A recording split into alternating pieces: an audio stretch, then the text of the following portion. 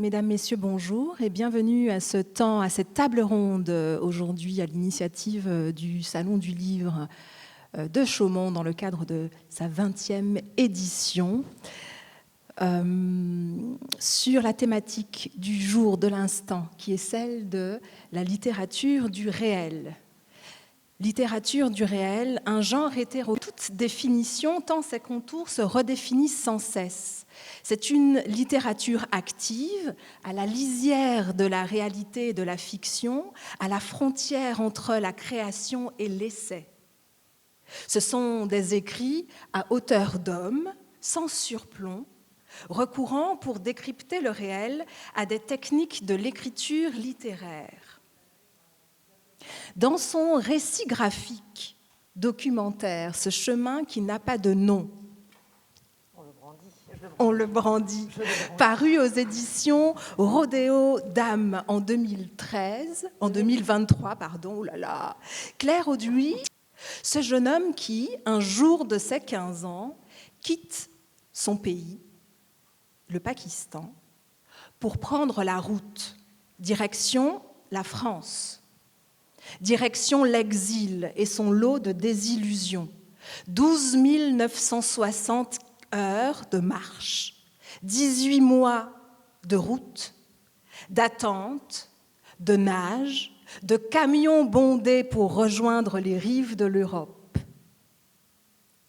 À travers l'histoire de Didar Sahak, Claire Auduit nous donne à voir les dessous de cette périlleuse traversée, de ces chemins montagnes, chemins frontières à franchir. Comprendre. Ici, l'autre, celui que l'on appelle migrant. Réaliser que cet autre a une histoire, que cet autre a des rêves, que cet autre n'est pas un ennemi. Message ô combien précieux par les temps qui courent, n'est-ce pas?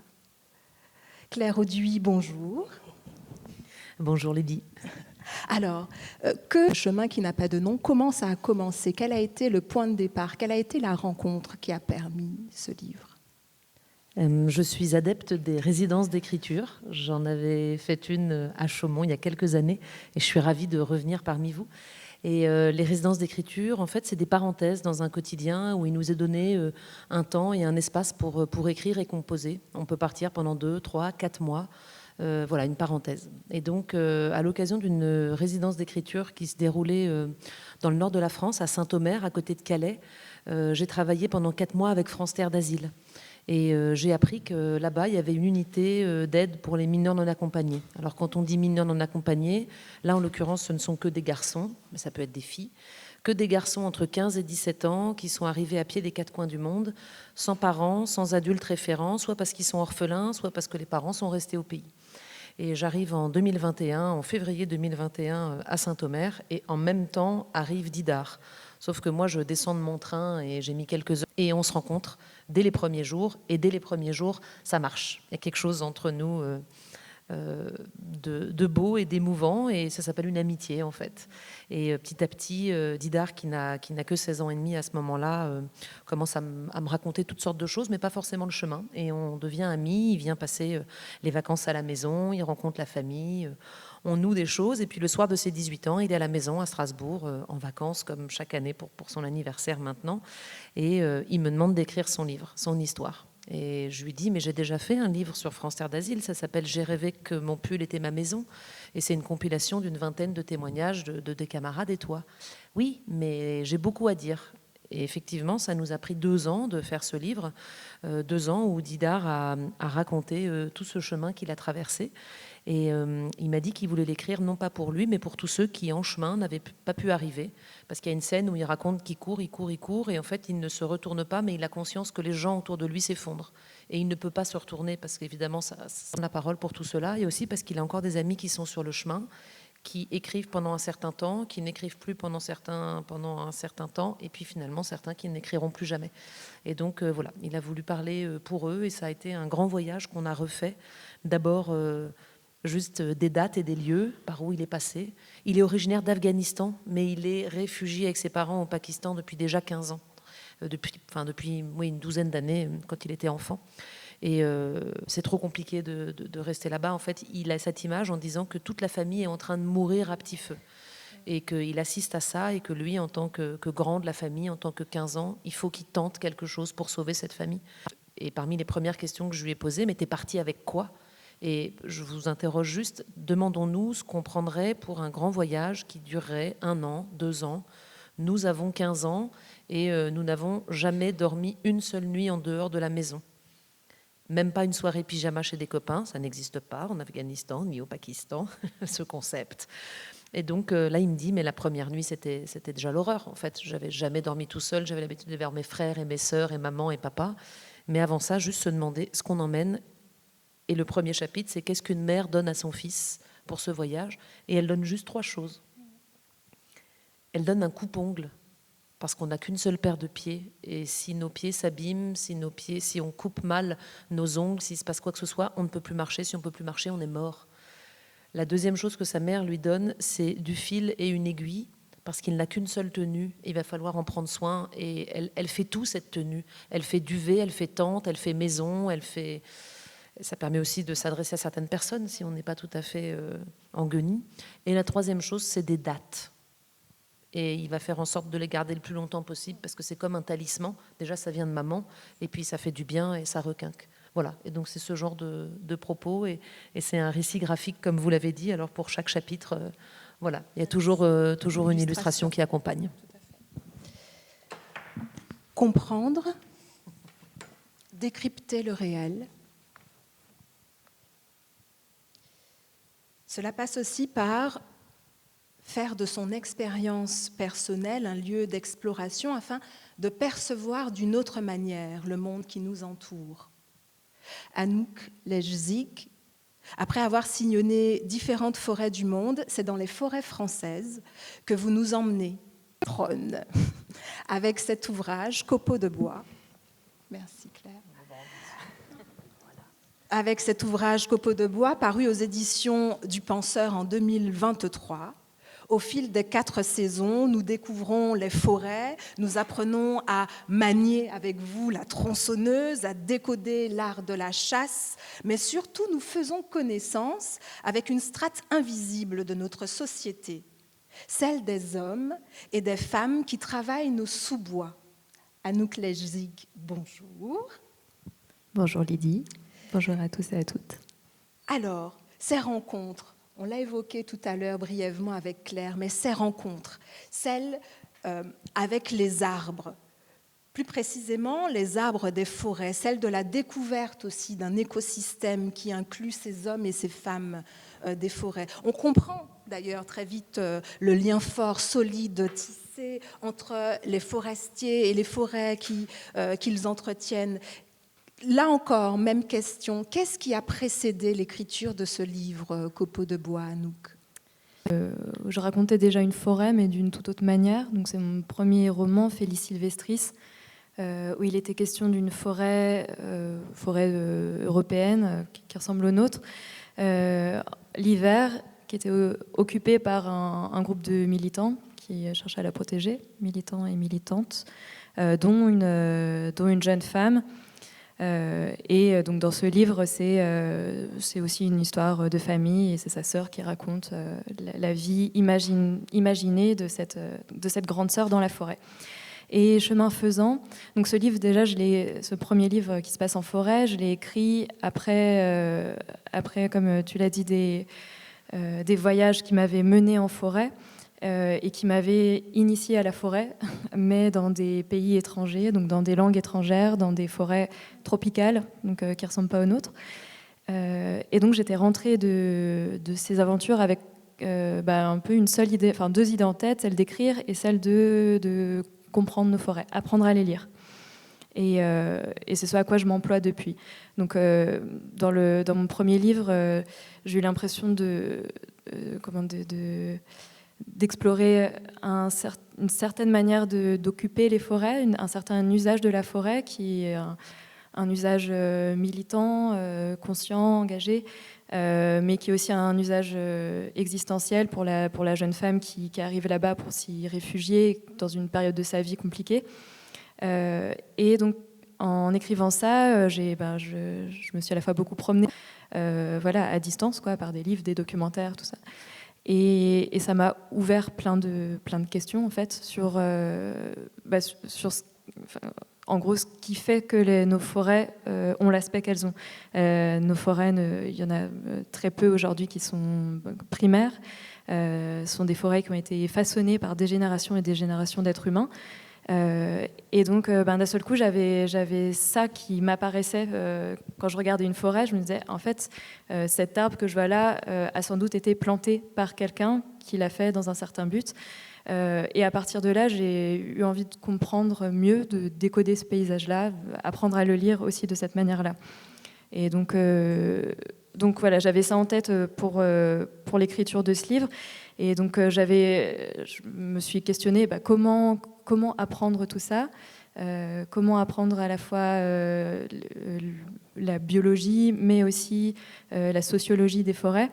Et il m'a semblé que faire une formation, ou que le milieu professionnel était finalement l'endroit où je pourrais peut-être le plus trouver des réponses.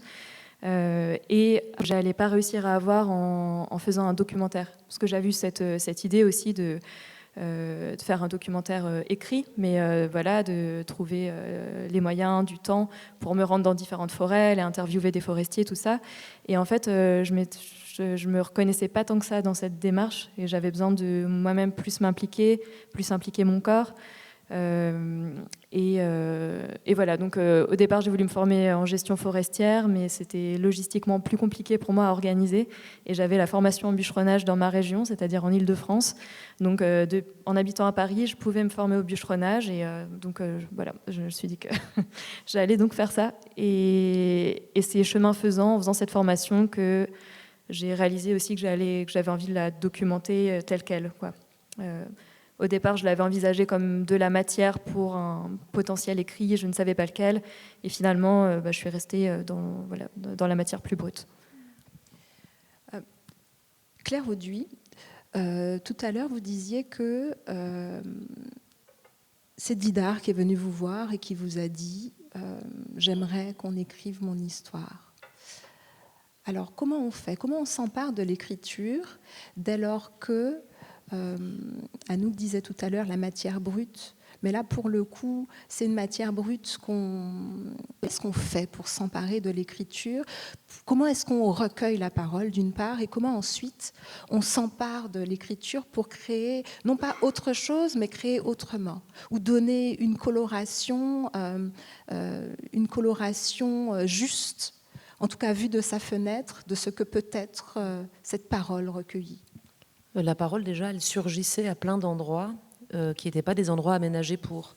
Un jour, j'emmène Didar en vacances, on est sur l'autoroute, et il dit « Regarde le camion !»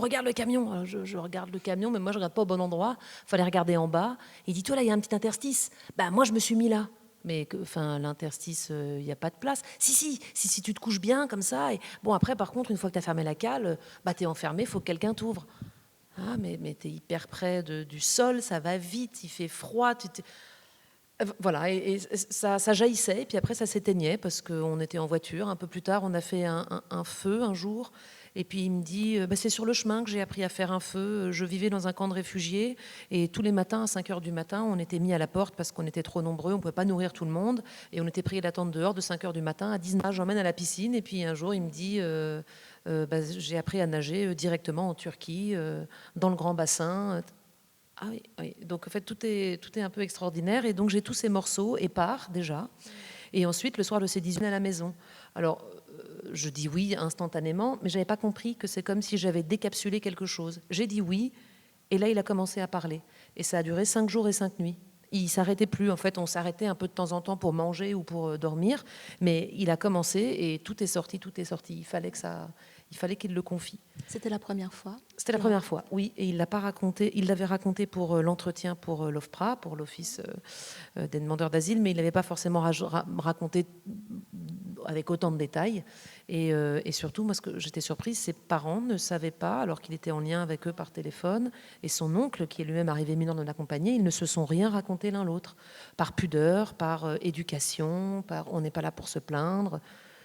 Et quand il m'a raconté son voyage, au bout de 5 jours et 5 nuits, en fait, je me suis rendu compte que c'était pas assez complet, parce que bien sûr, j'avais les dates, j'avais les lieux, mais je savais pas comment il avait traversé tout ça. Je lui ai dit, et alors à la fin des 5 jours, il dit, alors c'est pour quand le livre? En anglais, tout est au passé, c'est des verbes très simples parce qu'il simplifie pour que je comprenne, et en même temps, il fait avec ce qu'il a en anglais aussi. Donc quand j'ai relu, je me suis dit, oh là là. Et donc j'ai dû lui demander de refaire le chemin plusieurs fois, mais en passant par en bas. Et donc là, c'est évidemment pas la même. Voilà. Et donc on est repassé plusieurs fois. Mais il y avait une amitié déjà qui était là depuis plus de 2 ans et qui nous a aidés à construire tout ça. Et finalement, à ce que ça devienne un livre. Mais la question des chapitres, c'est moi qui ai entendu 60 chapitres quand il racontait. Peut-être qu'il y en a 250 dans sa tête ou que 3, j'en sais rien. Mais en tout cas, moi, j'ai entendu ce découpage-là. Et donc après, il a fallu qu'on réécrive. Et puis un soir, je lui lisais des extraits, parce que je lui ai relu tout, évidemment, pour qu'il valide en français. Et il me dit, et pourquoi tu parles d'un lapin? Je t'ai pas parlé d'un lapin, là. Non, alors en fait, ça dit, parfois, il arrive à la mort de poser des lapins. Ça veut dire... Et voilà, il avait été attentif à ce point-là, en me disant, mais qu'est-ce que tu racontes là, tu divagues. Alors j'ai dû lui expliquer que c'était quand même un peu de la poésie et qu'il fallait qu'il me laisse des endroits. Non, il a validé. Et la question de l'illustration, c'était pas évident non plus, parce que dans la société afghane, dans la religion musulmane, représenter des êtres vivants, voilà, c'était pas acquis. Donc il a fallu que j'explique à Didar que moi je pensais que ce serait beaucoup plus percutant, que ça nous permettrait aussi d'avancer dans le récit, parce que c'est un voyage plein d'incertitudes. Et en fait, ce qui m'a semblé impossible à écrire, c'est qu'à chaque fin de phrase, Didar pense qu'il va mourir. Et c'est comme ça qu'il l'a ressenti. Alors comment moi je retranscris ça sans perdre le lecteur, en donnant quand même un peu d'espoir. Et finalement, le statut des dessins, ça va être ça. C'est-à-dire que les dessins de Maxime Garcia sont doux, sont parfois même, mais ça permet d'avoir un peu de délicatesse, un peu de poésie, et de continuer, d'avoir le petit pas de côté, en fait. Oui. Je les ai vécues, ces illustrations, comme des sortes de respiration dans toute cette... De lumière, pardon. Oui, parce que je suis prise, je m'excuse. Oui, je suis emportée aussi par ces... convaincue, pour le coup, par ces... Voilà. Je les ai vécues comme des sortes de respiration, je disais à Claire et à vous tous, comme des raies comme ça de lumière dans toute cette pénombre et cette noirceur qui était bienvenue, pour le coup. Il y a l'univers du jeu aussi, parce que je découvre que... initialement, le livre devait s'appeler « The Game ». Oui. Proposition de Didar. Je dis non, écoute, c'est pas possible ça. On comprend pourquoi. Alors je suis ennuyée, mais en fait un titre, ça doit déjà être évocateur. Et alors The Game, moi ça m'emmène pas trop vers là. Et il dit mais si, mais tout le monde le sait. Comment ça tout le monde le sait? The Game, c'est quand tu passes une frontière. Soit tu meurs, soit tu vis. Alors c'est comme un jeu. Mon Dieu, je vais l'expliquer dans le livre, mais je te jure, personne pense comme ça, quoi. Et donc, je me suis battue, pas beaucoup, mais je lui ai expliqué que j'allais le dire dedans, qu'on allait garder l'expression. D'ailleurs, dans les illustrations, il y a beaucoup de choses qui rappellent le jeu et les petits personnages. Là, par exemple, les petits chevaux et tout ça. Ça nous rappelle cette dimension de... Oui, cette perspective. Mais par contre, non, je l'ai dit tout à l'heure, à mi-chemin entre, mais je le redis ici, à mi-chemin entre le roman d'apprentissage, ou peut-être pas, et le journal de bord. Vous dites d'ailleurs, Anouk Lejzik, s'agissant de Copeaux de bois, c'est un livre qui est entièrement écrit en vers libre. Alors pourquoi ce choix, Anouk, du vers libre pour raconter cette expérience de bûcheronne? Est-ce que c'est une écriture qui s'est imposée, ou au contraire, il a fallu la façonner un peu, lui donner, histoire de donner corps, de donner... Enfin, racontez-nous comment ça s'est imposé. Alors, inconsciemment, après coup, je me dis que le fait de passer des journées à billonner m'a peut-être conditionnée à cette forme-là, mais je ne l'ai pas fait de manière consciente en tout cas. Non, c'est surtout l'usage de la prise de notes que j'ai gardé quasiment tel quel. Enfin, j'ai bien sûr retravaillé le rythme, le chapitrage, le découpage, le titrage, tout ça. Mais c'était vraiment quand je parlais de matière brute, il y a de ça. En fait, je prenais des notes quasi quotidiennement. Parfois, pendant la journée, soit j'avais pendant une pause, je notais des choses à la ligne comme ça. Et bon, en disant à la ligne aussi, là, je repense, je fais référence à un livre qui compte beaucoup pour moi, qui est le livre donc, À la ligne de Joseph Pontus, sous-titré Feuillet d'usine, et qui est un livre que j'avais lu quelques années auparavant et qui m'avait énormément marqué. Donc, dans ce livre-là, Joseph Pontus raconte son quotidien à l'usine, avec ce jeu sur la ligne de production. Et en fait, je crois que ce que j'avais aimé dedans, c'était cette liberté que cette forme lui permettait, qui lui faisait alterner des observations, une chanson qui lui passait par la tête, une remarque du collègue, et tout ça dans une sorte de flux continu qui donnait à entendre le vrombissement de l'usine, et avec aussi des possibilités de moments plus... plus séparés aussi, quand tous les passages où il rentre chez lui au milieu de la nuit, tout le monde dort, il va promener son chien, voilà, ça va être 3 lignes comme ça, complètement découpées du reste, et qui deviennent hyper belles, mais parce que c'est tel qu'il le vit aussi, ce sont les quelques heures de liberté qu'il arrive à grappiller au milieu de son quotidien. Et bref, donc tout ça passe par ces vers libres qui structurent peu, qui n'infléchissent pas la progression du texte. De toute façon, il ne s'agit pas de faire avancer une histoire, mais d'accumuler des observations, des ambiances. Et donc, pareil, l'idée, c'était pas de faire le Joseph Pontus du bûcheronnage, mais je pense que je l'avais aussi en influence, en me disant que c'était une forme dans laquelle, en tant que lectrice, en tout cas, je pouvais tout à fait me projeter, et projeter un souffle aussi, une respiration. Et moi, c'est un rythme, en tant que lectrice, que j'aime bien, parce que je peux ponctuer moi-même. Et donc là, en ponctuant très peu, mais un peu comme dans les partitions théâtrales, en fait, je permets aussi au lecteur ou à la lectrice de se créer ses intonations. Et comme ce sont beaucoup de paroles rapportées aussi, ce texte, j'aime bien laisser ce petit jeu où chacun interprète soi-même un peu tous les personnages.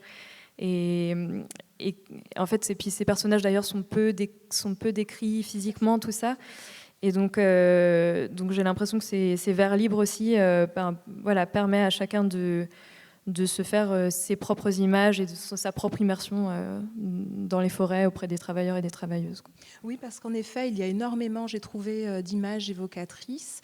Et en même temps, on a l'impression toujours d'être comme dans un documentaire. C'est avec vous. Et pourtant, au-delà du vers libre, il y a une dimension très poétique dans ce que vous écrivez, Anouk. Comment est-ce que vous, avec la poésie, a transformé le réel pour en faire autre chose? Vaste question. Oui, j'ai toujours du mal à définir ce qu'est la poésie, mais je crois que c'est d'abord, pour moi, c'est d'abord une pause du regard, ce qui fait aussi que j'étais pas forcément la plus efficace, mais quoique j'étais une bonne, je travaillais bien et je travaillais dur, mais non, ce que je veux dire, c'est que parce que je suis écrivaine, quoi. Quand je travaillais, quand je parcourais ces forêts, j'avais aussi une attention particulière. J'entends toutes ces paroles que j'ai relevées. J'ai rien enregistré, mais je les enregistrais dans ma tête, parce que j'entendais tous ces mots, à la fois du vocabulaire scientifique et technique, que je trouvais si beau parfois. J'entendais des expressions qui me faisaient rire, des intonations particulières. Et puis pareil, j'observais plein de choses. Et donc, je sais pas, pour moi, c'est peut-être simplement ça, la poésie, c'est une attention réelle qui n'est pas directement dans un prisme d'efficacité. Une attention, quoi. Et après, j'ai l'impression juste d'avoir retranscrit tel quel, à la fois ce que je faisais et ce que je voyais. Et voilà. Et ça donne ça. Olivier Weber. J'aime bien l'invoquer, Olivier Weber. nous dit que les romans de voyage transcendent la réalité. Ils permettent de réenchanter le réel et de mieux l'expliquer. Les récits de voyage, mais peut-être aussi, pour rester sur le sujet de la poésie, Claire Auduit, peut-être aussi la poésie le permet, ça, de transcender le réel. En tout cas, la poésie, parfois arrivée par Didart aussi, parce qu'il a une manière de parler français, il est encore en train d'apprivoiser la langue. Alors parfois, si tu acceptes, il venait de me donner son accord pour qu'il y ait des dessins, et moi je devais recontacter Maxime Garcia parce que je voyais son univers et je pensais que l'univers de Maxime Garcia, qui fait que de la jeunesse et que des choses très humoristiques d'habitude, je pensais que ça pouvait être le contre-pied intéressant. Et un soir, j'appelle Didart et je dis « c'est d'accord, Maxime fait partie de l'aventure, il va dessiner le livre ». Et là, Didart me dit « je suis double content ». Et bien ça, moi, je garde, en fait. Et donc, c'est dans le livre, évidemment. Et donc, on cueille des choses et on les garde. Et après, c'est comment... Et puis là, dans toute cette... parce qu'il y a beaucoup de difficultés sur ce chemin, et de violence, et de la beauté aussi, néanmoins, et puis plein de belles figures. Mais la poésie vient à la rescousse. Et en parlant des figures, je fais une petite parenthèse, mais il s'est passé quelque chose d'improbable. En avril, il y avait Pâques, et il y a une pasteur qui m'a appelée. Oh. Et elle avait lu le livre, bon. Et le vendredi saint, elle a proposé à ses catéchumènes, aux jeunes adolescents de la paroisse, de lire. Alors ils étaient 8, et chacun des 8 a lu un extrait du livre de Didart, et ils ont imaginé que ça pouvait être un chemin de croix contemporain. Et elle a eu cette parole du Christ qui disait, alors je ne suis pas croyante, hein, mais je cite parce que j'ai assisté à cet office et les bras m'en tombaient tellement c'était bouleversant ce qu'elle a fait. Et la parole du Christ qui disait, ce que vous faites aux plus petits d'entre nous, vous me le faites à moi. Et elle a précisé en bien ou en mal. Et là, il y a un homme qui un jour va vers Didart et lui offre des falafels. Un autre qui lui donne... Et en fait, ça change tout sur son chemin. Et c'est rien pourtant. Parfois, c'est juste un regard qui n'est pas en train de te dire t'es un sale migrant, retourne chez toi. Juste un regard qui le considère comme un adolescent qui a froid ce soir-là et qu'on va aider. Et ben, elle a mis ça en lumière et ça m'a bouleversée de me dire qu'on pouvait avoir cette lecture-là. Et les catéchumènes, ils disaient je parce qu'ils lisaient le livre. Et waouh, ils se sont mis à la place de l'autre et d'un seul coup, toute l'église a vibré. Enfin, on ne dit pas l'église, on dit le temple. Tout le temple a vibré. Et moi avec. Voilà la parenthèse de la poésie et de quel écho ça trouve en chacun et quel chemin. Vous parliez de chemin de croix, de froid. Tu l'as évoqué tout à l'heure, Anouk, que ça passait aussi par le corps, ancré aussi des traits communs des deux récits ici. Ce sont aussi les traits communs, je m'excuse, des deux écrits ici. Et telles ont été tes intentions, Anouk, sur cette question du corps et du fait de le mettre à l'épreuve. Peut-être avant d'avoir ta réponse, avant d'avoir tes précisions sur cette question-là, nous lire un extrait de Copeaux de bois. J'avais pensé à To Be Continued, page 97 à 99.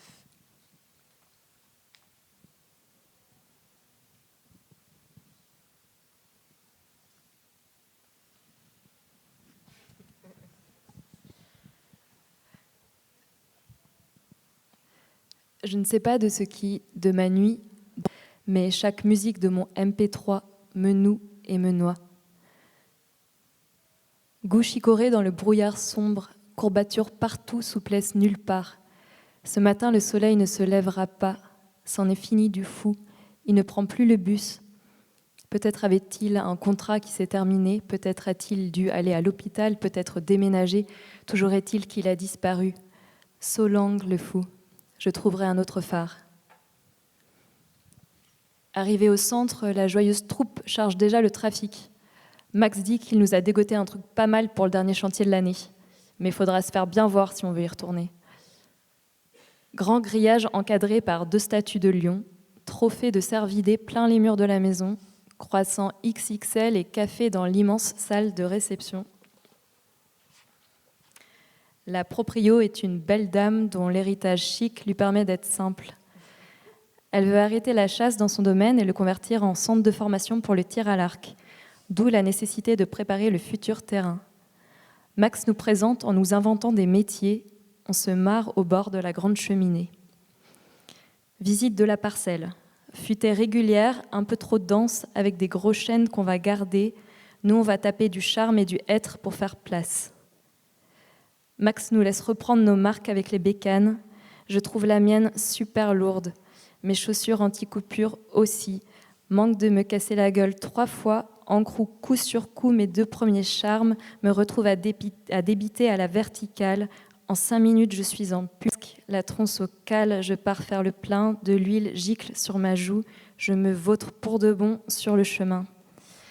Toujours pas foutu d'allumer ma tronçon, je demande de l'aide à Vincent, saoulé mais la bouche en cœur. Le billonnage terminé, il vient stéré avec moi, je me coince l'index entre 2 bûches, finis par faire des tas de branches en me demandant bien ce qui pourra m'arriver. Omar nous fait signe au loin, midi, sauvé par le gong. Une pizza par personne et un tiramisu à tomber, café dans les canapés autour du feu, tournoi de baby-foot. Quand on y retourne, Max me demande pourquoi mon pantalon est troué au genou. J'en sais rien du tout. Il part me chercher un patch orange fluo à recoudre dessus. Tu fais attention à toi, ok ? Puis il me prête sa 261, un peu plus puissante. Abattage devant lui, un petit hêtre sans difficulté. L'entaille aurait pu être un peu plus courte, mais sinon, rien à dire. C'est bien Anouk. Dans le Transilien qui me ramène en ville, je me sens hyper bien. Les muscles fatigués, le pantalon troué, mais rempli d'adrénaline. Je continue. Ancrer la connaissance. Dans le corps. Dans le corps. Et dans les trous du pantalon. Oui, ça c'est déjà par goût personnel. Moi, j'ai toujours aimé faire du sport et puis me mettre à l'épreuve vraiment. Je sais pas, c'est un peu bête aussi, hein, mais là pour le bûcheronnage, j'avais pas du tout anticipé faire ça un jour dans ma vie.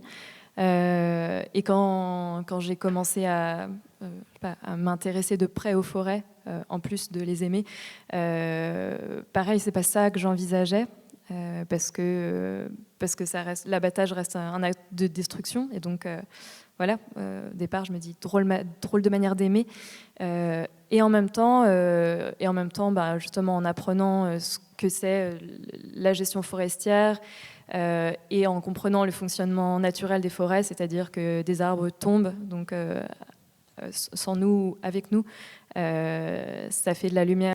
D'apprendre ça, ça aide à comprendre pourquoi on abat des arbres aussi, et pourquoi c'est important de bien le faire, etc. Et donc de savoir le faire moi-même, donc d'en passer par le corps, c'est aussi, je pense que ça vient répondre à un manque plus profond, je crois, dans ma vie. Et puis j'ai l'impression que c'est une sorte de manque partagé de matérialité, et de comprendre d'où viennent les choses qu'on consomme, qu'on produit. Et moi, en tant qu'écrivaine, je participe à la production de livres qui viennent des arbres aussi. Il y a du papier recyclé aussi, mais en tout cas, la matière première est toujours des arbres. Je suis très contente d'avoir un beau bureau en bois, ce genre de choses. Enfin, je dis ça, mais il est même pas très beau, mais en tout cas, il est en bois. Et voilà. Et donc ça, c'est des petits exemples. On utilise le bois tout le temps, en fait. Et moi, à ma petite échelle, juste d'être capable d'assumer minimement la production de ce bois, ça me fait du bien. Je comprends mieux cette manière, et donc je me sens aussi plus respectueuse quand je l'utilise. Mais donc là, moi, j'ai choisi le bois parce qu'il se trouve que j'aime les forêts. J'aimerais pouvoir être capable de ça pour l'alimentation, pour beaucoup mieux comprendre le cheminement de l'eau qui arrive dans mon robinet. Et ça, c'est des déconnexions qu'on a collectivement beaucoup, en fait, de la destruction. Ça apprend aussi pour moi, ça apprend à beaucoup mieux respecter ces matières-là. Et donc voilà, c'était important pour moi en tant qu'individu, en tant que citoyenne.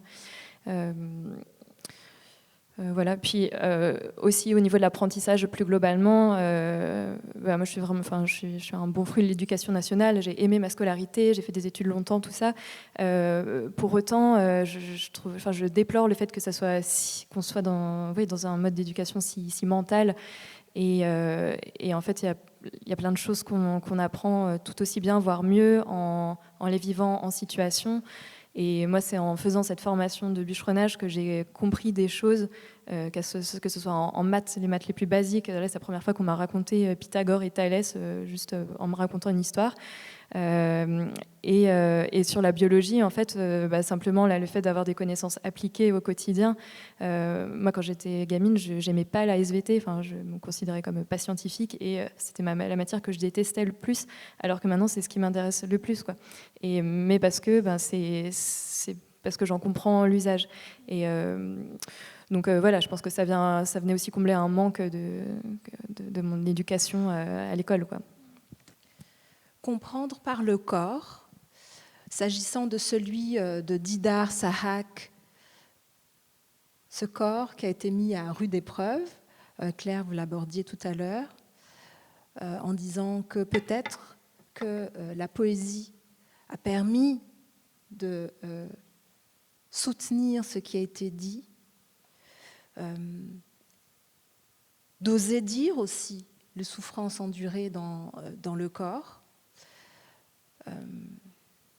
Peut-être d'abord nous lire un extrait, puis nous raconter la manière dont il a été possible d'aborder cette question de la mise à l'épreuve extrême du corps, s'agissant de Didar. La voiture bâchée, page 110 à 113.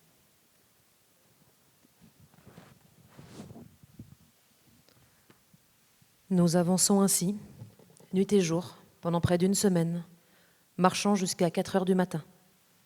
De temps en temps, nous nous arrêtons pour dormir 2 heures. Comme nous marchons tous beaucoup trop, nous avons des douleurs intenses. Mes jambes ne veulent plus fonctionner. J'ai des ampoules aux pieds, nous n'avons ni eau ni nourriture. Entre nous, we can do it. We can do it. C'est tout ce qu'il nous reste. C'est quelques mots pour ne pas sombrer et s'épauler. Je pense à Abadjan, papa, fort. Mon père, alors quand je gravis seul un de ces sommets, je me dis que c'est Abadjan, que c'est ses épaules. Puis arrivé tout là-haut, j'embrasse le ciel pour lui et je continue vers d'autres épaules. C'est mon père montagne. Je marche, jour et nuit, des jours durant. Une fin d'après-midi, entre chien et loup, je sens quelque chose s'accrocher à ma jambe. Un serpent s'est enroulé là. En un instant, il est déjà cramponné à ma cuisse. Je propulse mon pied très violemment et j'aperçois l'animal s'envoler puis s'enfuir. Après tous ces jours qui se confondent aux nuits, nous arrivons au lieu de rendez-vous où nous passons la soirée. Nous guettons une voiture qui doit arriver pour 7h15. Elle ne vient pas. Ce sera donc pour demain ? Après une deuxième nuit, une voiture arrive à l'horaire convenu pour nous emmener à Thessalonique. Alors c'est la bonne heure, oui, mais c'est à un jour près finalement.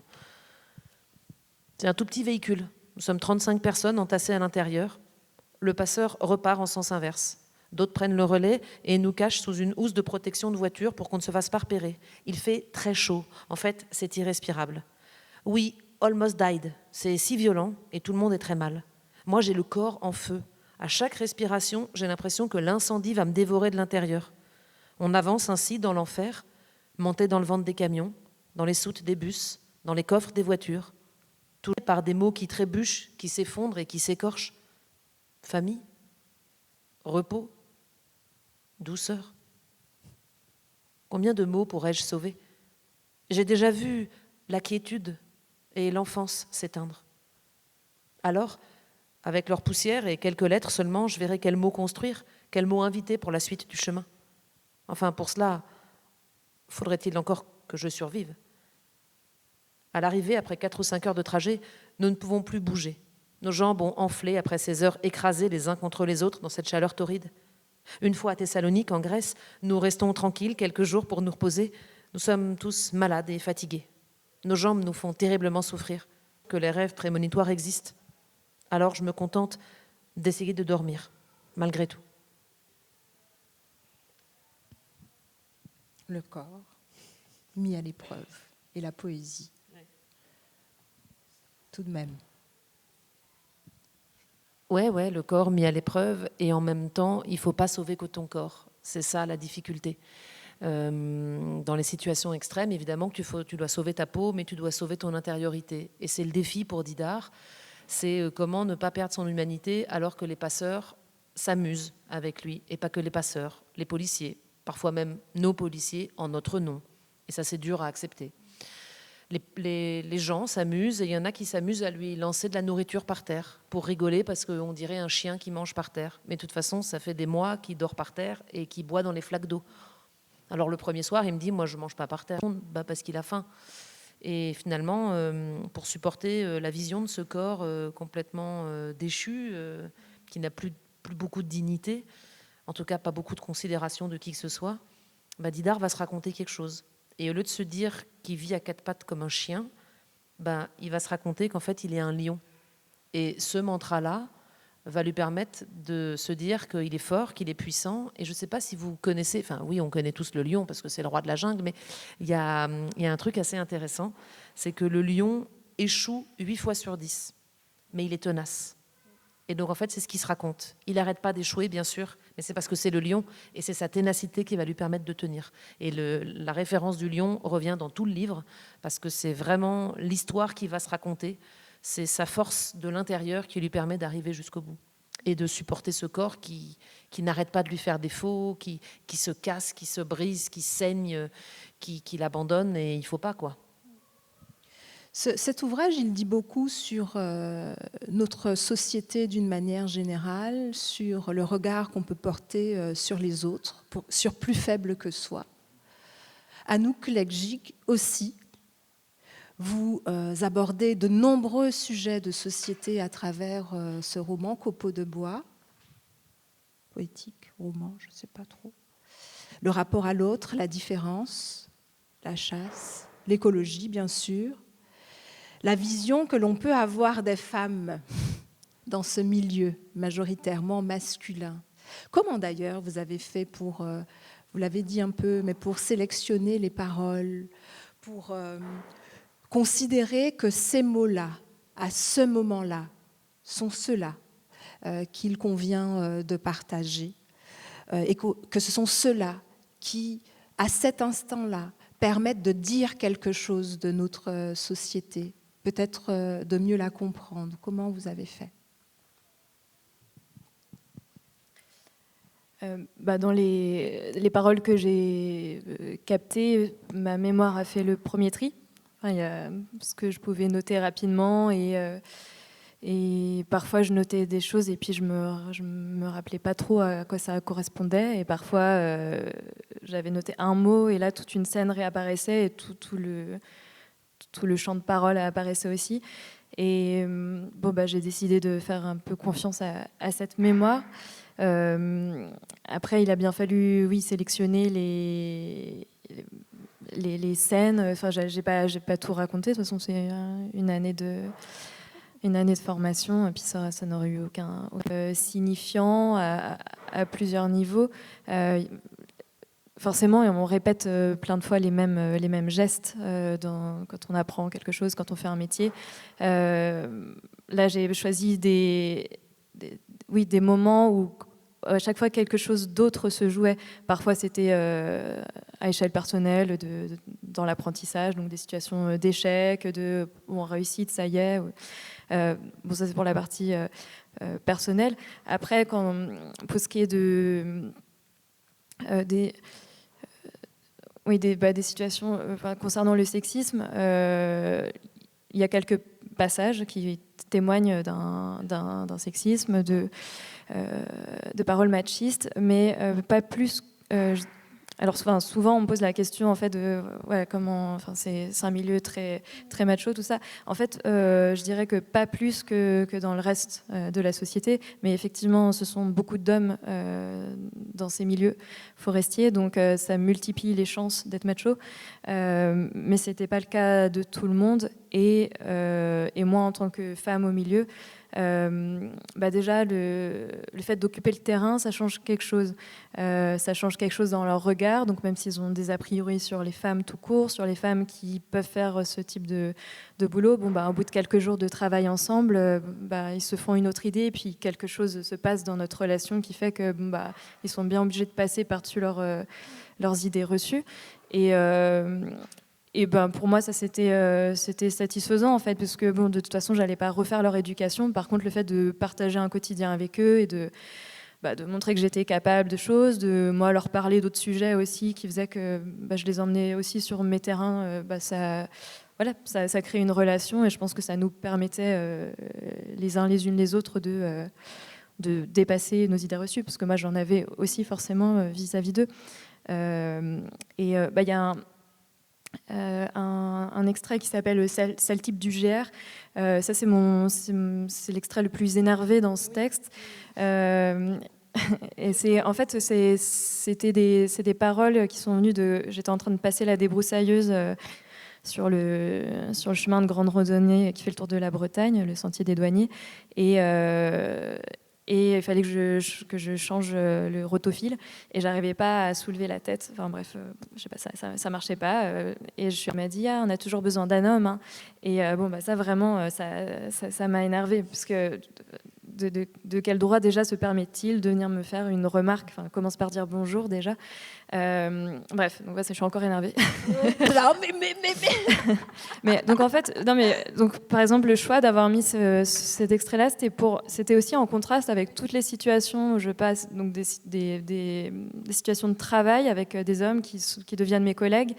Là, c'était quelqu'un de l'extérieur.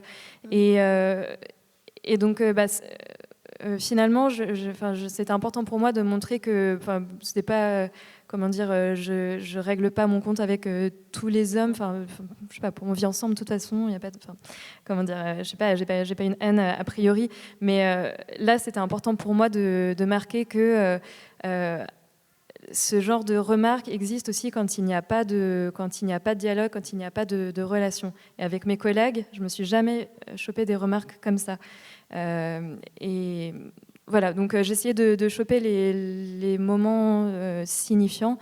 Et puis pareil, pour la chasse, par exemple, la sélection se faisait à différents moments, mais il y a de la drôlerie, de moi qui ne connais pas les codes au début et qui, je sais pas, parfois qui m'imagine des choses pendant que la scène est en train de se vivre. Mais aussi toutes les choses que j'ai pu apprendre et qui décalent un peu le curseur sur les questions écologiques, et notamment pour la chasse. C'est un sujet qui suscite beaucoup de passion dans les médias, et je trouve que souvent le débat est très mal posé, que ce ne sont pas forcément les meilleurs qui ont la parole. Et parce que moi, à la fois pendant ma formation et en dehors, j'ai fréquenté des chasseurs qui connaissent très très bien les milieux dans lesquels ils vivent, dans lesquels ils chassent, et qui savent pourquoi ils chassent, qui savent avec qui ils chassent aussi. C'est-à-dire que moi, en fait, j'ai abordé la chasse depuis le point de vue forestier, et ce sont les forestiers qui soient chassés, et souvent ils trouvent que les chasseurs ne chassent pas assez parce que il y a trop d'animaux qui font trop de dégâts sur les jeunes pousses d'arbres. Et ça, pour moi, c'était important de le ramener aussi dans le débat sur la chasse, parce qu'en fait, la chasse, c'est pas que des gars à moitié bourrés qui vont tirer sur un cycliste. C'est aussi des personnes qui connaissent très bien les animaux, et qui les aiment aussi, et qui font ça en accord avec des forestiers, en comprenant les raisons écologiques. Et donc voilà, j'avais l'envie de ramener un peu quelques considérations comme ça qui ne sont pas forcément dans les phares, je ne sais plus quelle expression, dans les radars. Voilà, pour mettre un peu en lumière aussi. Est-ce qu'on pourrait simplement, parce que je vois que l'heure tourne, mais néanmoins avoir un court extrait, peut-être, j'avais pensé à Sale type du GR, mais Petite meuf aussi, Petite meuf, peut-être plus. Alors c'est quelle page? Page 146.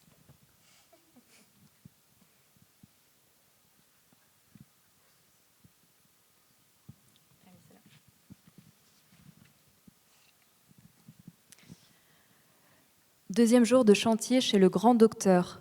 On reçoit la visite de 34 jeunes repris de justice en sneakers qui galèrent dans la boue.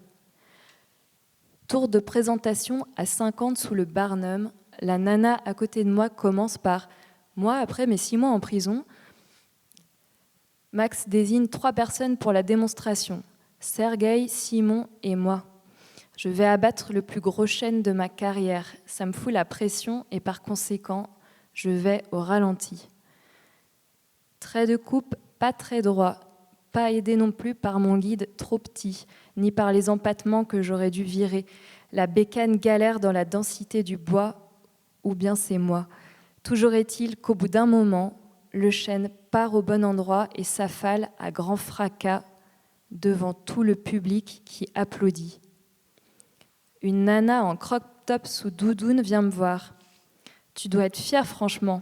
Une petite meuf comme toi qui abat un gros arbre, là, on n'aurait pas dit comme ça. » Voilà, pour illustrer le propos et l'échange que vous venez de nous partager. J'aimerais qu'on aborde quand même cette question et cette envie, cette volonté de Didar Sahak, qu'il évoque notamment dans son avant-propos en disant que cet ouvrage, ce chemin qui n'a pas de nom, il a aussi voulu la raconter, son histoire, pour parler aux racistes, dit-il. Pour leur dire quoi? Il faut que je le retienne à chaque fois. J'ai des voisins qui ont carrément des bouteilles de cuvée Jean-Marie Le Pen devant leur porte. Et c'est mes voisins du premier étage. Donc à chaque fois, il veut aller leur parler. Là, je dis non, non, non, non, non, non, on n'y va pas, on n'y va pas. Et en fait, dans l'esprit de Didar, le racisme, c'est un malentendu. C'est juste parce que les gens ne savent pas pourquoi il est là. Si les gens savaient quelle misère, tout ce qu'il a traversé, qu'il a perdu son papa et sa maman, bien sûr que son papa et sa maman sont toujours là, mais maintenant qu'il est réfugié, il n'a plus le droit de retourner les voir. Puis de toute façon, son papa, c'est l'ami de leurs ennemis. Donc en fait, le papa, il est paraplégique. Donc, et en fait, il dit, mais si les gens savaient d'où je viens et que là, en plus, il y a quelques jours, Didar m'a appris que sa famille au Pakistan venait d'être expulsée et doit retourner en Afghanistan. Mais en quels mots il faut qu'on explique qu'il y a des petites filles, les petites sœurs de Didar, qui là s'apprêtent à retourner sous le règne des talibans? Ben, je ne sais pas, en fait. Effectivement, si on était au courant, peut-être qu'on agirait différemment. Donc lui, il a voulu faire ce livre pour qu'on soit au fait. Alors je lui ai dit, alors peut-être parce que j'ai un petit peu grandi, mais je lui ai dit que j'étais pas sûre que ce soit juste une question d'information, peut-être aussi de pédagogie, peut-être aussi de rencontres. Et en fait, je multiplie les rencontres de Didar avec des jeunes, des collégiens, des lycéens, dans des salons. Voilà, on était à Sciences Po Lille récemment, et il y a eu un débat entre un jeune de 20 ans qui était né à Lille et qui faisait Sciences Po, et Didar qui était né à côté de Kaboul et qui avait fait son chemin et qui faisait cuisine. Et ben, c'était juste passionnant de se dire que voilà, il y avait eu cette rencontre et que j'espère que dans l'esprit de tous les jeunes de Sciences Po qui seront peut-être demain décisionnaire de certaines choses, eh ben, il y aura cette rencontre qui a été faite avec l'autre, et à partir de là, normalement, tu fais référence à ça pour arrêter tes espèces de circuits courts où tu dis le migrant est, le réfugié est, le musulman est, parce que finalement, il compile tout ça, notre Didar. Quel chemin, pour rester sur cette thématique du cheminement, mais quel chemin? Et d'ailleurs, il le dit, Didar, je crois que je l'ai noté, il le dit qu'il se définit lui-même comme un homme chemin. Quel chemin, vous, Claire, avez-vous dû emprunter pour arriver à cet ouvrage? Je le disais déjà, c'est un chemin d'amitié avec Didar. Là, en février, on a fêté ses 20 ans. C'était aussi la sortie du livre. Et le même jour, on est allé à la mairie de Strasbourg parce que je voulais officialiser quelque chose. Et donc, Didar est devenu mon filleul républicain. Et c'était un moment très beau parce que c'est un chemin de vie, un chemin de citoyen. C'est tout ça est tout neuf. Au début, Didar ne pouvait pas me regarder dans les yeux parce qu'il n'avait jamais croisé de femme. Donc en fait, il regardait par terre et je voyais bien qu'il me respectait, mais on a dû travailler à ce qu'il lève le regard et qu'il me considère. Et donc arrive le jour de ce baptême républicain à Strasbourg, où l'élu a son écharpe tricolore, et puis on a terminé, on a signé tous les papiers, on a fait nos discours. La salle est pleine de tous les copains, de la famille, d'amis qui sont venus des 4 coins de la France en notant que soit il ne connaissait pas encore Didar et c'était l'occasion, soit il l'avait déjà évidemment rencontré. Et là, l'élu enlève son écharpe tricolore et la met à Didar.